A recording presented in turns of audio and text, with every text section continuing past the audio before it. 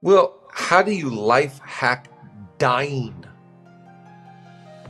The problem for most of us, we're still living. We want a little Jesus with it, but it's like, you're still calling the shots. You're still your own tour guide. You're still, come on, let's be honest. The reason why God can't have his way in your life is you don't want to relinquish control. And I think that is the bottom line. We will never walk in true purpose, in true service, in true freedom until we die. Jesus said, what would profit a man if he gained the whole world, but he lose his soul? So I always like to say, lose the world, gain your soul.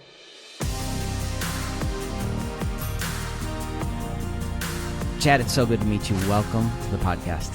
Well, thanks for having me on. And I mean, I just discovered our mutual friend and David Nurse, so I'm already off to a great start with you. Thanks for having me on. Yeah, it's going to be a good conversation today. I want to start here, Chad, because as you and I were chatting about before we hit record, we're in a precarious time in culture, and I feel really responsible to just either put the stake in the ground or steward conversations like this really well. But because this is a mental health and emotional health podcast, I think it'd be easy to go, okay, how do I live my best life? And we're like, no, that's actually not the goal.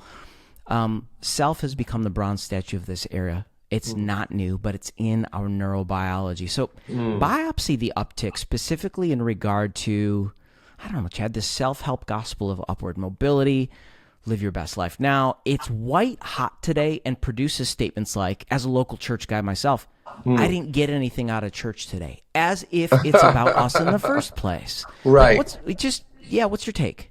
Well, I feel like I heard Craig Rochelle say recently, at what point does self-care become self-obsessed? At what point does self-care become selfish? And I think we've got to be careful, because I believe that the best life that we could ever live is a life of service. You know, to me, the most selfish thing you could ever do is give, because those that refresh others will be refreshed. If you want to gain your life, okay, this is crazy, you actually have to lose your life.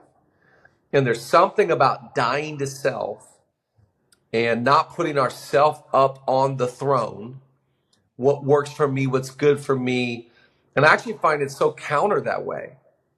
And I call it living upstream. I think you got to live upstream. The rest of the world is going down a stream of, it's about me, it's about my ego, it's about my name, it's about my statue, it's about my bank account, it's all about me. And I think the best thing you could ever do is discover it's not about me. And but you gotta have a lot of strength. You have to come to a place where you really believe that I have something to give. I am already loved. I am already enough. I am already taken care of. So now, because I'm good, quote unquote, I don't live just for me. I live for others. And to me, that journey of getting there, to me, is the journey of a lifetime. I want to drill down on this. At what point does self-care become selfish? Well, when it costs everybody around you. You know, I think that you have to take care of yourself to a degree. You know, to me, the greatest person to ever walk the face of the earth is a guy named Jesus. And he doubled down on the message. You have to love people, love others as you love yourself.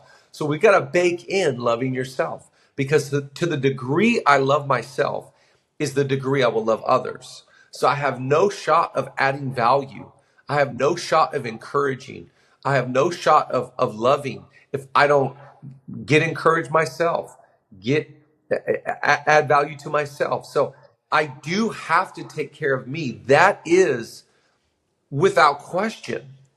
But if I'm only taking care of me and never taking care of others, then my self-care became selfish. Because now it's just about me, what I can get. It's kind of like, to me, I like to use the picture of a sponge under a sink. That water hitting that sponge, after a while, it can't receive any more water.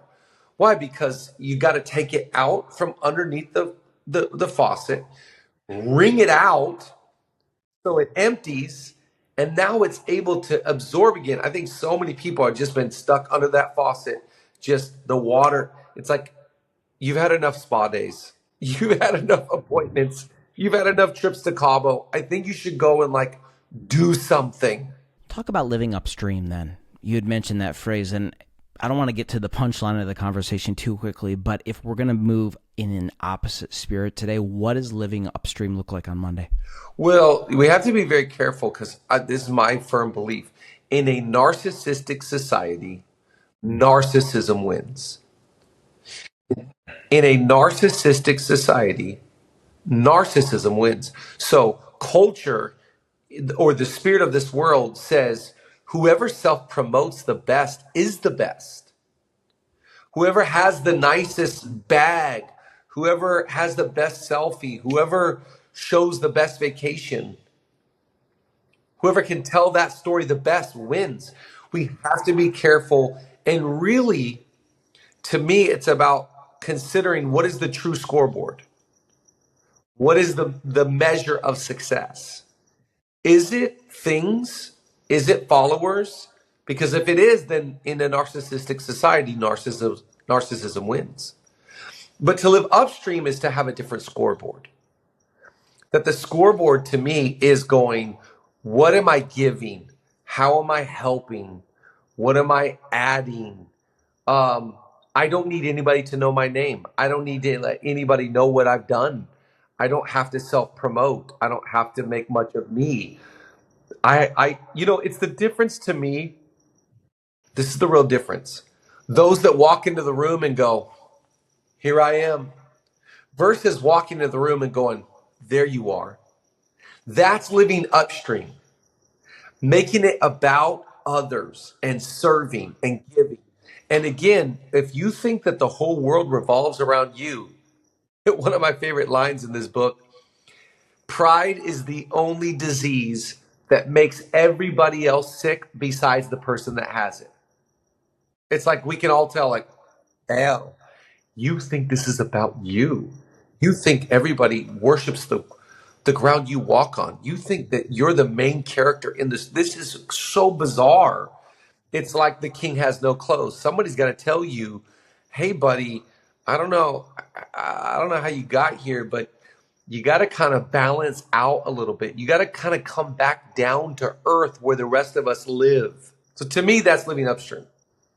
How is narcissism, I'm just fascinated by the statement, in a narcissistic society, narcissism wins. That's huge.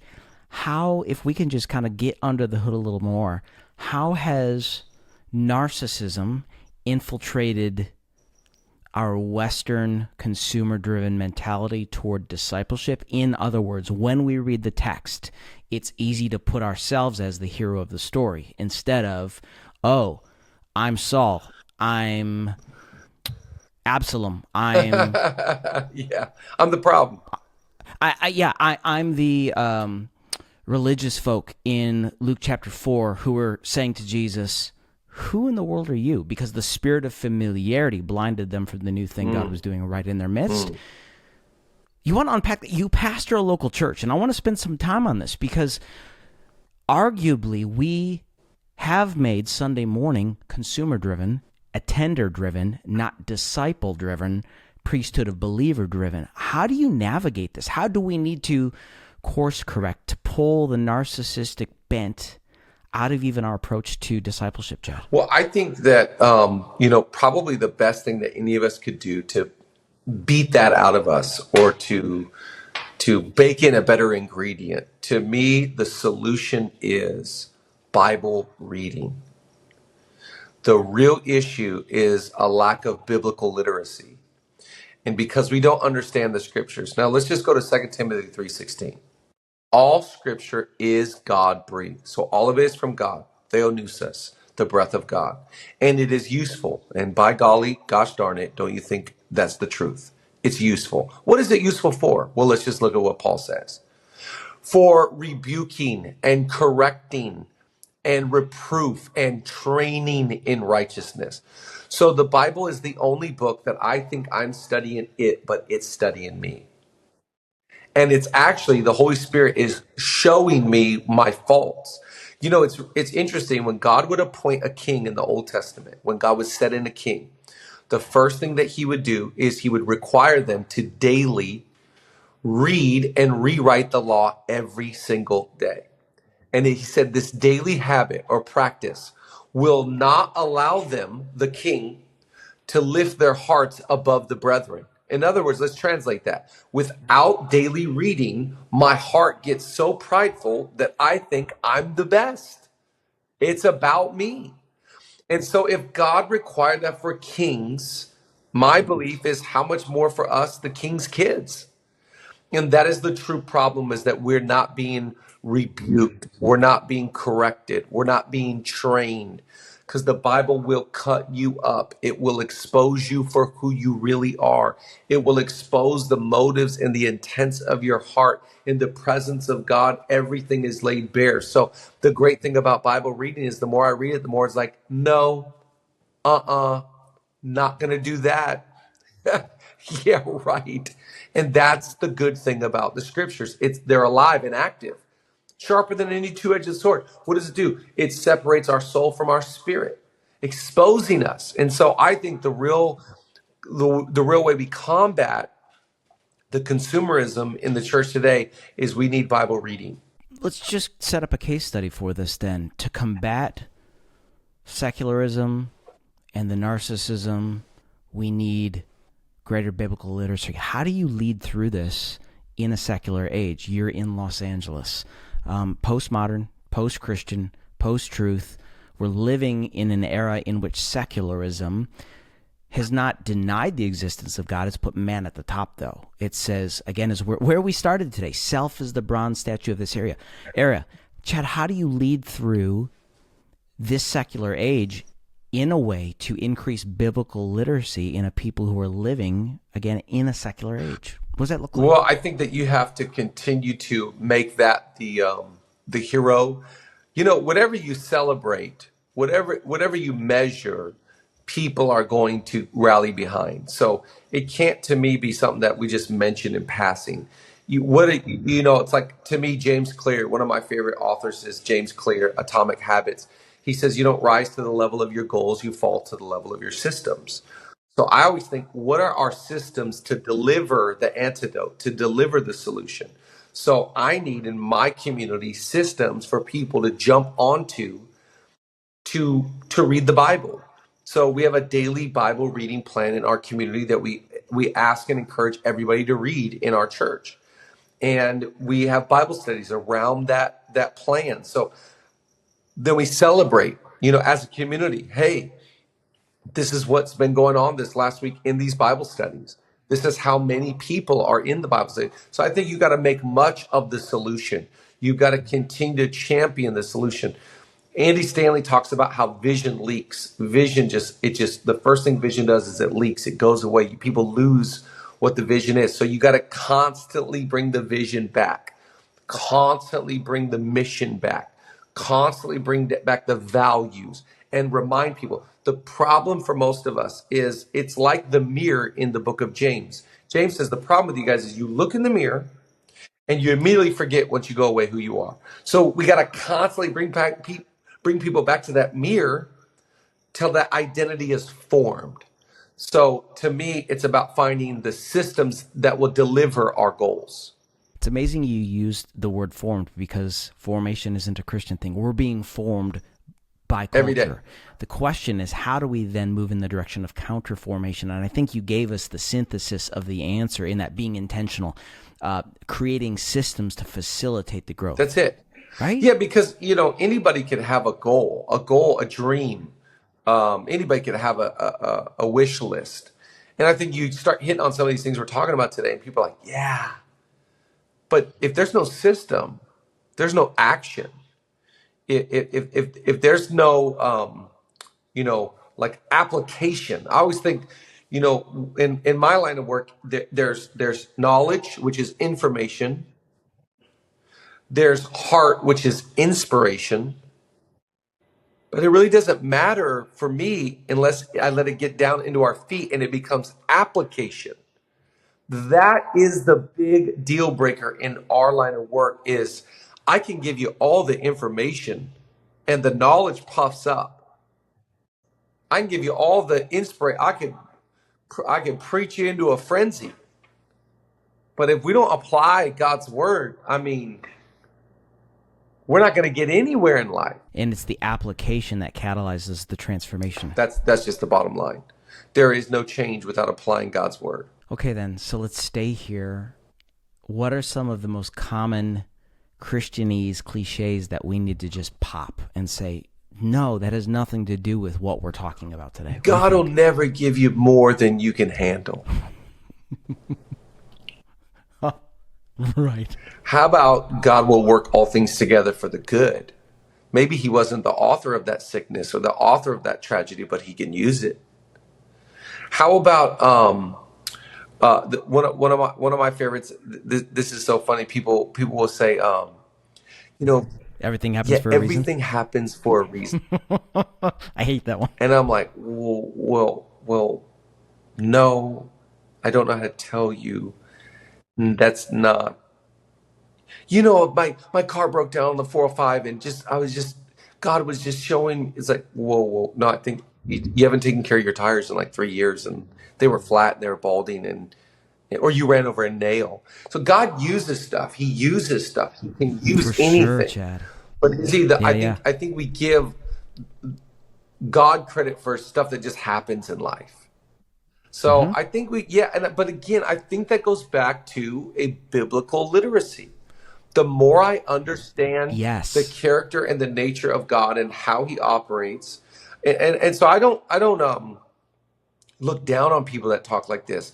It just exposes you have yet to learn who this God really is and who he isn't. Yeah, so what I hear you saying is these counterfeit representations of the king and the priorities of the kingdom will be easily debunked when we come at it from a foundation of knowing what the text says. Because when we know what the text says, we have information regarding his ways and his nature, which actually allows us to address adversity and the hardships of life in a more mature way. 100%. In a way more mature way. And I think that's what's lacking. Is that you're seeing the immaturity of the church. It's so childish to live with such an ego, with such a pride.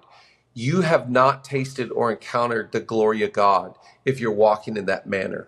What do you think Isaiah would have said about the church? He saw the train of his robe and the glory of God in the temple with the cherubim, and he covered himself, and he says, woe is me, for I am a man of unclean lips. I think that humility really is a result of a true encounter with the grace and the living God.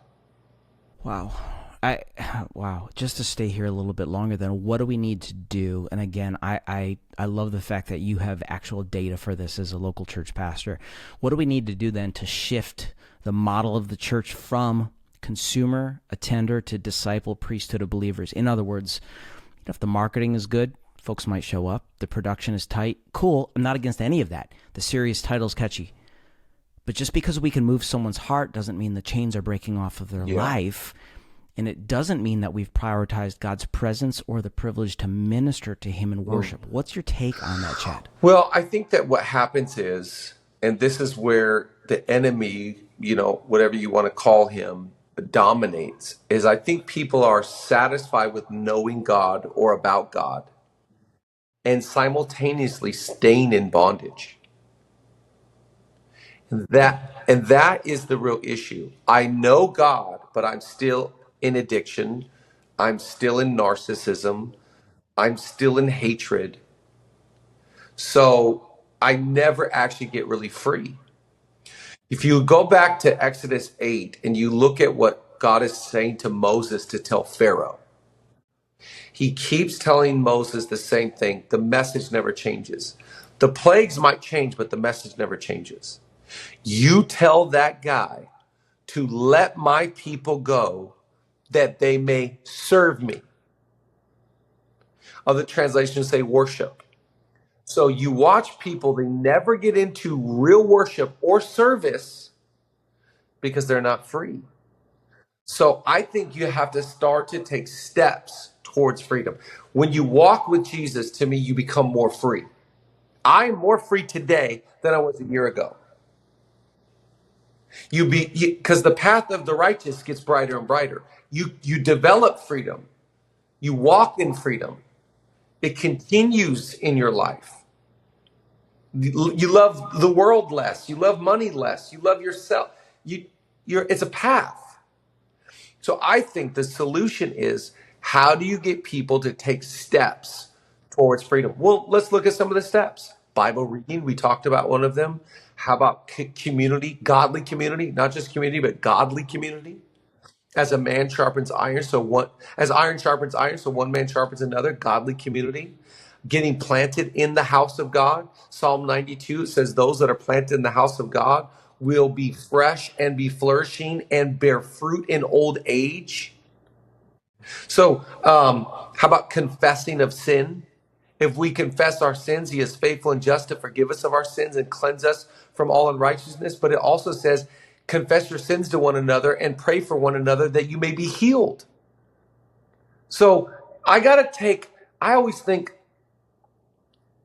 it's a cocktail of bad decisions that will get you in a world of trouble.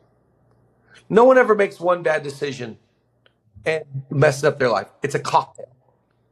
But it's a cocktail of right, holy living to get you into true freedom and purpose. So I don't go to church and go, I'm going to be free. I don't read my Bible and go, I'm going to be free.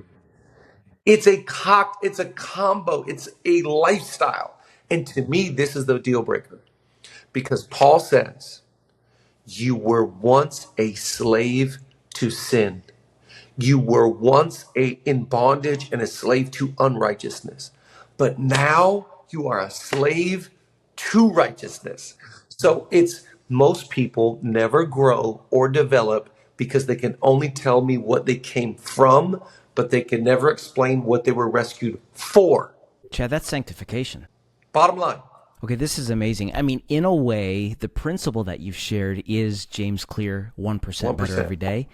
But what I don't want folks to do is walk away from today's conversation and go, okay, how do I now life hack discipleship? How do I turn this into another life hack? What would you say about that? Well, how do you life hack dying? The problem for most of us, we're still living. We want a little Jesus with it, but it's like, you're still calling the shots. You're still your own tour guide. Come on, let's be honest. The reason why God can't have his way in your life is you don't want to relinquish control. And I think that is the bottom line. We will never walk in true purpose, in true service, in true freedom until we die. Jesus said, what would profit a man if he gained the whole world, but he lose his soul? So I always like to say, lose the world, gain your soul. Do more of us unintentionally then live with like syncretism as a motivation? Give me a little Jesus, 100%. Give me a little mindfulness, give me a little Jesus, give me a little neo-Buddhism, whatever it is, enough Jesus to make me feel like he's the nice guy, my sidekick. But at the end of the day, where we started today, I'm number one, self is at the top. I'm going to live my truth and live my best life. That's it. And that's my concern, is that even in the church today, you can feel that universalist. And it's a big concern for me because, it's going to be a hate crime to say Jesus is the way, the truth. Not a way. He is there is no other way to the Father except through him. There is no other salvation. One day every knee will bow and every tongue is going to confess that name.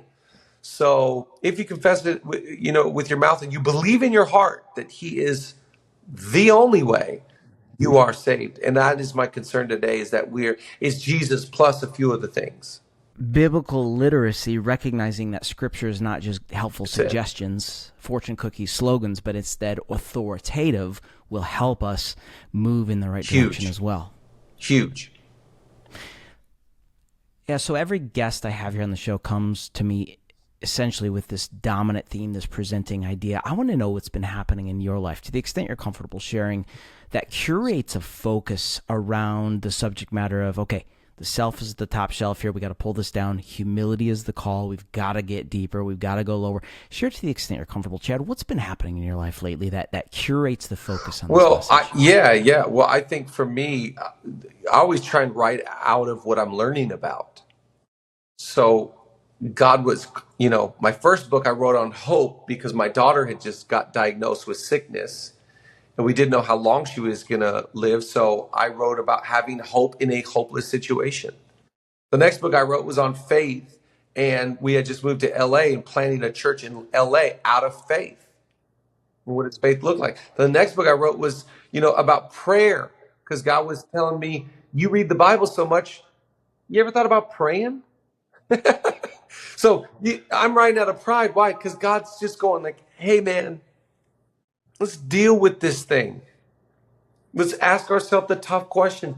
Is this for you or is this for me? And let's go back to motives and intent. Why are you doing this? Who's on the throne? And I just had to really look at my, you have an ego problem when someone's like, you got pride, and you're like, got pride. What? And so I had to really get honest with myself and go down a path of going like, how did I let this slip back into my life? I remember when I was 19, I sat with an old Bible college professor, and he took me out for pie. You know somebody's old when they take you out for pie. And he said, he's an old guy, and I'm not going to leave Pumpkin. I just, it's like an old pie shop by Pasadena. And he said, never forget, there's two things you're going to deal with for the rest of your life. I said, oh boy. He said, it will be pride and temptation. You will deal with pride and temptation every day for the rest of your life. And boy, was he right. There's no class you can take on pride and it's over. There's no course or book you can read on pride. You're like, I'm so glad I'm done with that. It just rises. It's a part of it. It's the sin battle. And I think I'm having to come to grips with who I am and going, how do I really, really daily check my ego and go, hey, you're going to die today because Christ is going to reign through you today. I think that goes back to those spiritual disciplines, those habits, that mirror. How do I look today? Okay, that's my mirror. That's my true mirror. I'm a servant. I am a messenger. I'm an ambassador. I'm a child of God. I'm called. I'm loved. I'm chosen. This is who I am. Go in strength. Without that, I think I'll just say me, not me, I can forget who I am called and supposed to be. Yeah, and I talk about this in the book. Pride is not a day-by-day battle. It's not even an hour-by-hour battle. It's a minute-by-minute battle. It's staying in that posture and that position, living from that premise continually. I mean, an aspect of pride, then I think about, you taught on this and continue to teach on it, is that complaining sabotages our future. Tell me why and how. Well, because living from a place of lack is just, it's very difficult. Again, I think the way that you get to a place of service and a place of of helping is from a place of strength. So it's all, to me, so much of our life is solved in the Lord's Prayer. He just look at what he bakes in there. The first thing that he teaches us when you pray, before you ask God for anything, thank God for everything. Our Father, I got a relationship with a good God, who art in heaven. Hallowed be your name. You are awesome. And today, your kingdom come and your will be done. What is it saying? It's about you and how awesome you are, not about me and what I want and my will. Give me my bread. You're my provider and my source. Forgive me my sins. I really need forgiveness, so how could I hold grudges and offenses against others? Deliver me not into temptation, because I got to admit, even though I love God, I'm tempted. So it's all right there to really battle that and be able to subdue the ego every day and live from strength. There's such a purging happening right now. We can talk about this to the extent you want, even, your take on it, but I feel like every other week we're hearing about a ministry falling. It's not just in the church, it's in the marketplace as well, but this is our world, so we see it more maybe. There's a clear purging happening. I think about 1 Peter 4, judgment begins in the household of God. Why? What's your take on, Chad, every week, what's going on? What's your take? Well, all that I know is that, in this era, you just can't hide anything. It's a social media. It's people going to go through receipts. In the 80s or the 90s, they didn't have access to this kind of stuff. Someone couldn't get on a blog and go, this happened to me 25 years ago. You're just living in a different era. So I don't know. I don't like to think that there's more sin today than there was before. For sure. There you go. There's more data points. There's more cameras. There's more access. So yeah, what would have happened in the church in Corinth if we had the same stuff? It's just like we live on a fallen planet where there's tons of sin and tons of mistakes. And that's why it's important to me that we develop a true view of the cross and the character and nature of God, because we should not be shocked when any man falls. There's only one perfect one. And so it bothers me because the verse is true. If you strike the shepherd, the sheep scatter. And that's where my heart breaks, is the sheep that get scattered because of the pain and the result of it. Oh, okay. Do you think, a lot of people are walking away from the church right now. I just read a stat last week. I think it was that 2/3 of Gen Z will eventually walk away and become atheists, that kind of thing. Again, I go back to your system, the conversation around systems. What do we do? What are you and Julia doing to bolster the and I think, foundation? my conclusion here is we have to continue to live our genuine, authentic life. Paul says, follow me, because I'm going to follow Christ. There's a lot of pre-egos. There's a lot of people out here preaching Christ out of selfish gain. At least they're preaching Christ. At least Christ is preached. But as for me and my house, we're going to serve the Lord. We need to double down on living our sincere, genuine, authentic life. I cannot control others, but I can double down on being a servant. I can double down on being generous, on being kind, compassionate, treating others the way I want to be treated. Curious about this. I've been asking leaders this lately. One of my top goals is finishing well in life. What are you and Julia doing to set yourself up? Well, it's pretty cool. Both of us, two, maybe 3 years ago, got to attend in the same year both of our father's retirement parties or services from the ministry. Now, they're still in the ministry today. It's just a different iteration. But both of our parents finished well. So we watched the honor, the tears, the celebration, the thank yous, the faithfulness, the reward. So we've seen up close and personal what finishing well looks like. No asterisk, no money, no cheating, no scandal, no nothing. And so we've seen, that it's possible. And I always think, you gotta have a road marker. You gotta have somebody in front of you that's like, they set the pace for me. So thank God it's in our own home for both of us. So what are we doing? We're doing what our parents did. Vacationing together, sleeping in the same bed together. Happy anniversary, by the way. Thank you so much. So, we got away for 2 days, just the two of us. So I just think going like, hey, we want to finish this race. We want to end well. And we want to end better, kinder, sweeter, happier, more in love with Jesus, more in love with the church, more in love with people. That's good, Chad. I want to spend some time unpacking the tenets of insecurity. If we were to tear down the walls of a house called insecurity, Chad, what do you find hidden in the framing and the foundation? Well, the first thing is jealousy. The first thing when I think about insecurity, now jealousy, because I don't like the way, if I'm insecure, I don't like the way God made me.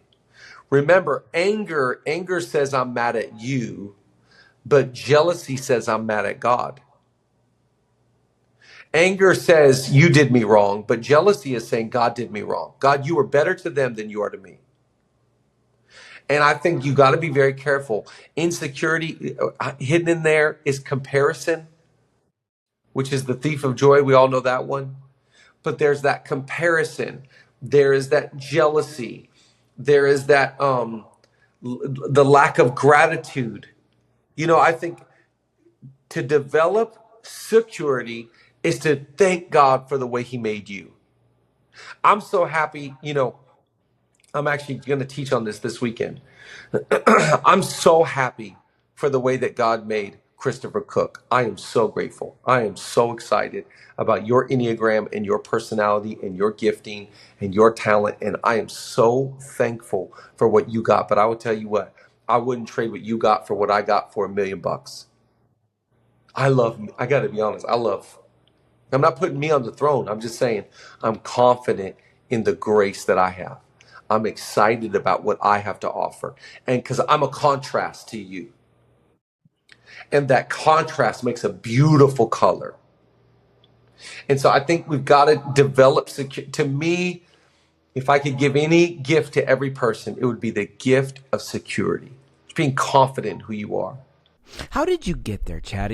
Maybe we could even connect this to what you were talking about regarding your father's retirement, Julia's father's retirement. I would assume there's a level of nurture in this, but let's say, you've got someone that comes up in an emotionally unsafe environment, and that colors the lens through which they look into young adulthood, and then more stuff happens. How do you reverse course?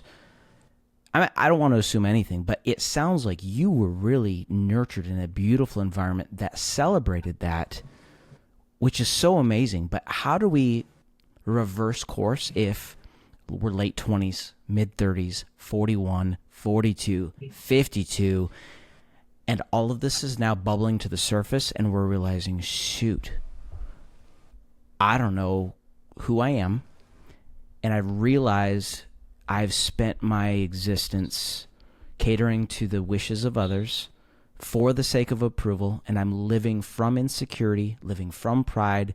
I have a root of shame in my life, and all day long, I'm self-protecting and I'm self-promoting. Yeah. Don't you just have compassion for that person, first of all?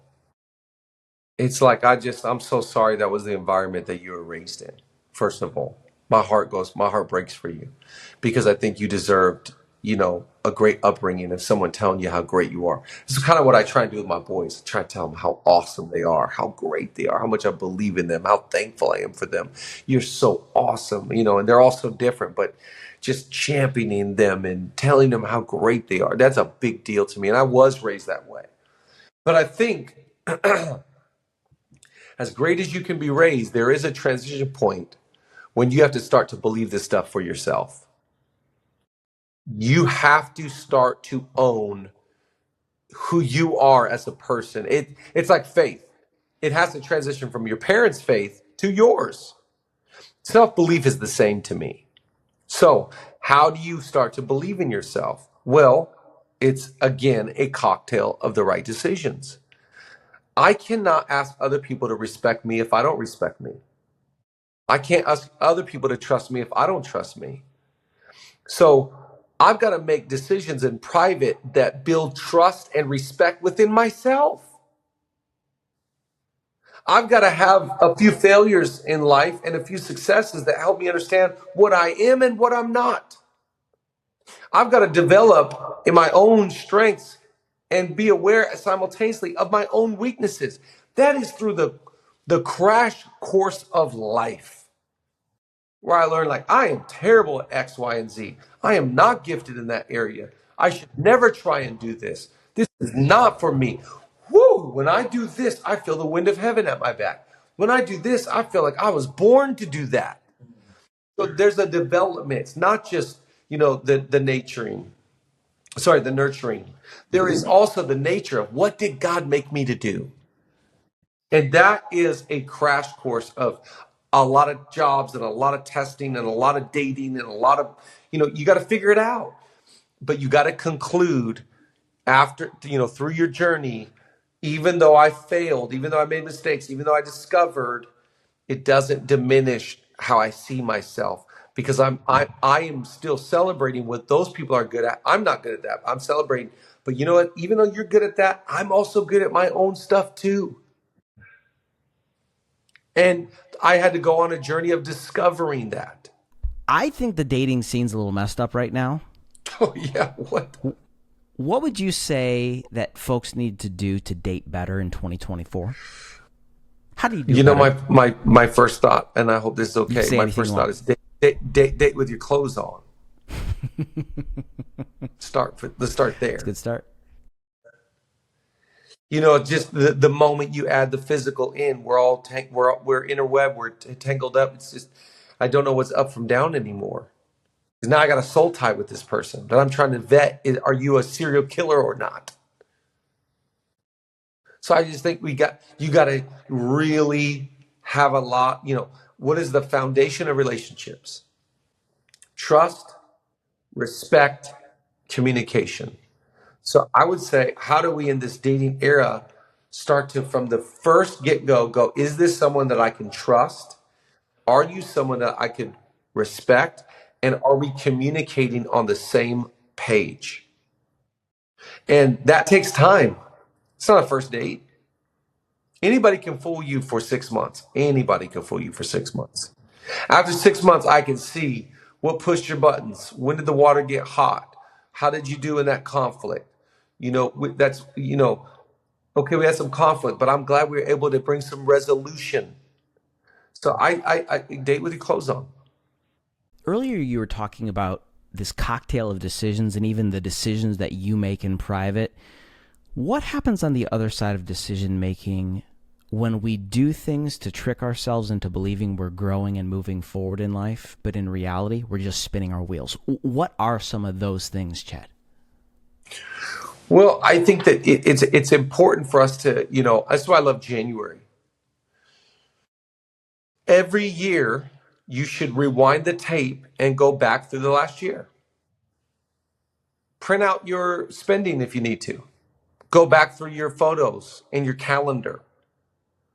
What were the highs of the year? What were the lows? What did you do really well? What did you do really bad? Who did you add to your life? Who did you lose? Taking an audit of your year. I don't like to take an audit every month, but I think a calendar year helps me go, did I have a good year? Did I get better? Did I grow?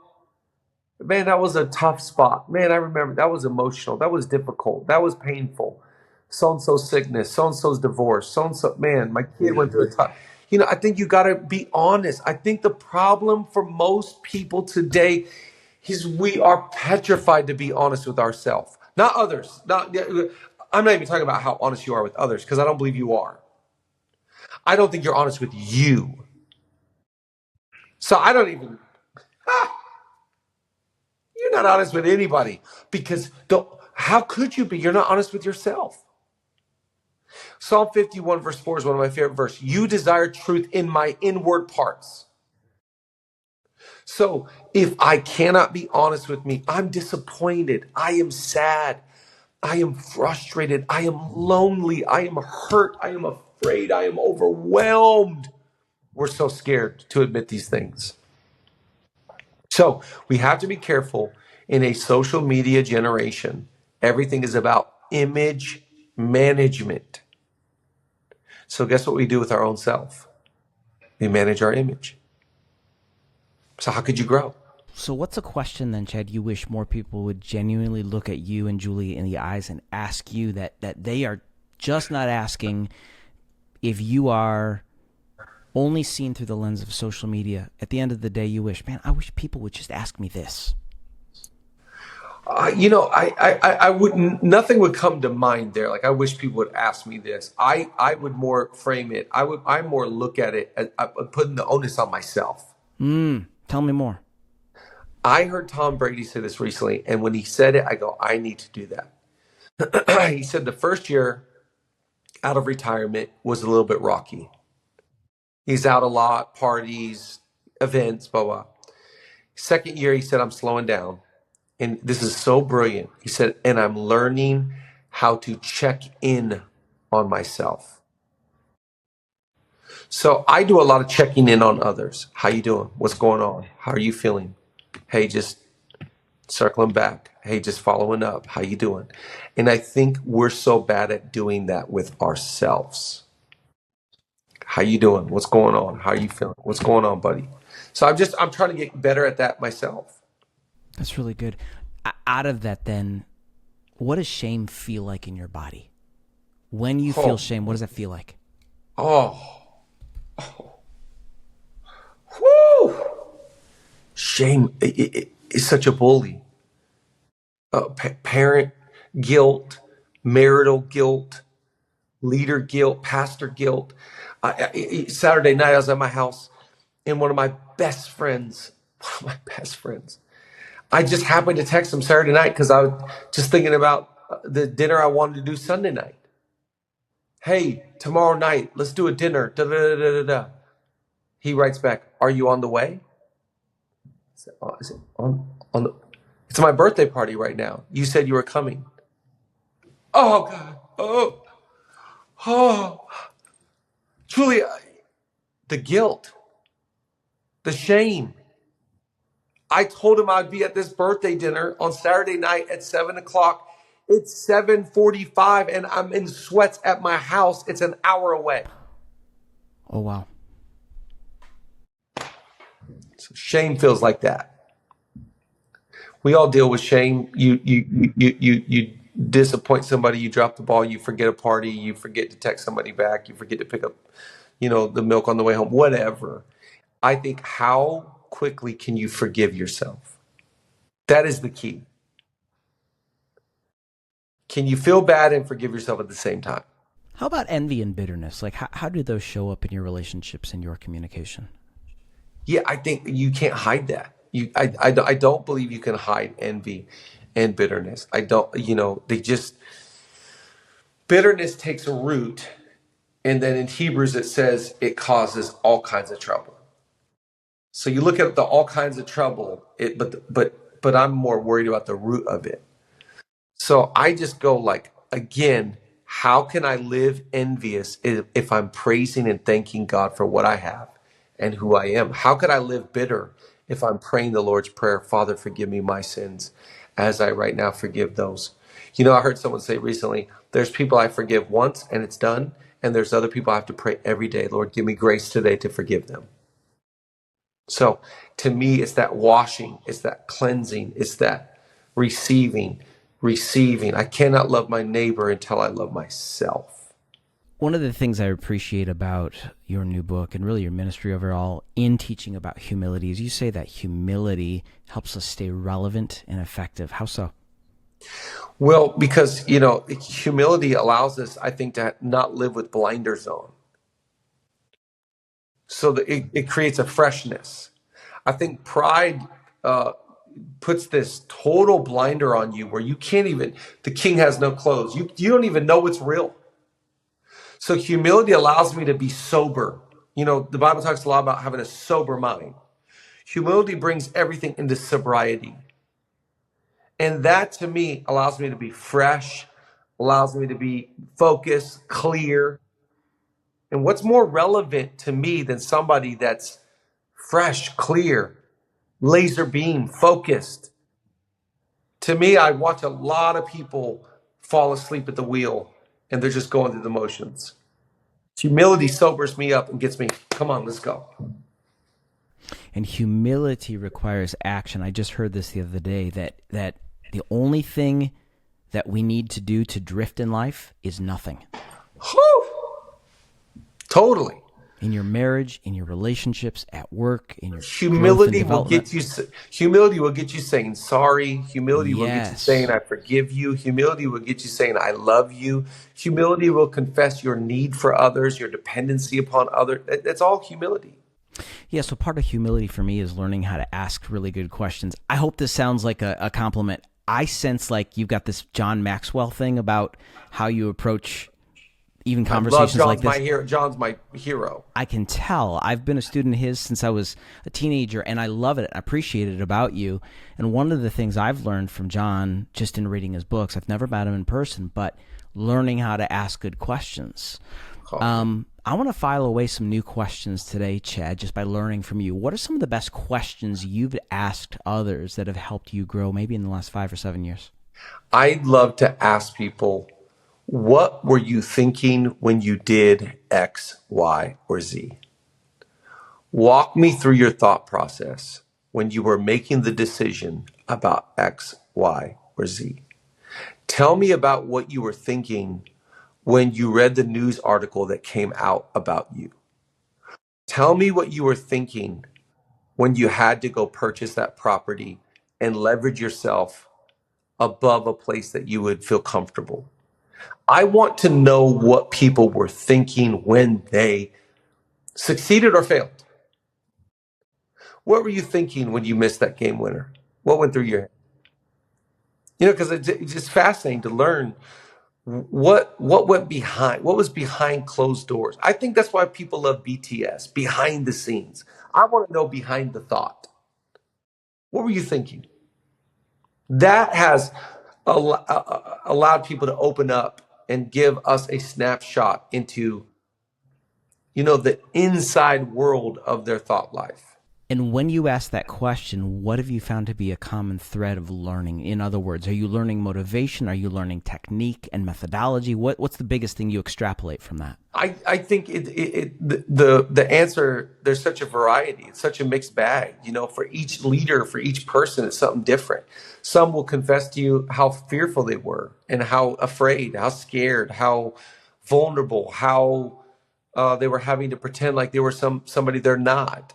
Other people, you learn the genius and the calculation and how they had such foresight because they developed such insight on a company or a business or a sphere of influence. So I think it's always about, what are people thinking?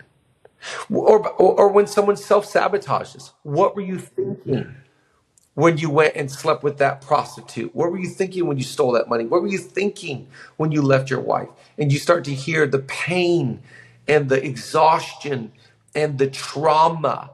And you go, I get it. I can understand. It's interesting. I hadn't thought about this until you just mentioned it. What do you think is in the anatomy of self-sabotage? I want to even connect it to I think it's all trauma. I think it's all trauma. Tell me more. Tell me more. If you think about, when we make decisions, it's all from right here.